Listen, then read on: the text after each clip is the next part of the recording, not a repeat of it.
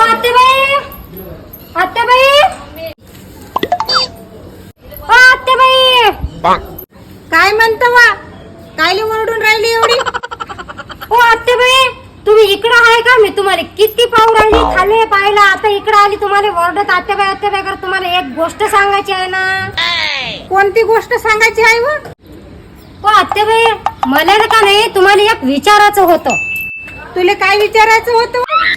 अहो मी नाही का त्या शांताबाईच्या इथं गेली होती, तिच्या नाताचा लाड करत होती, तर ते काय म्हणत होती मला, जरासं ते सोशल डिस्टिंक्टिव्ह असं काहीतरी म्हणत होती. ते म्हणजे काय हो आत्याबाई?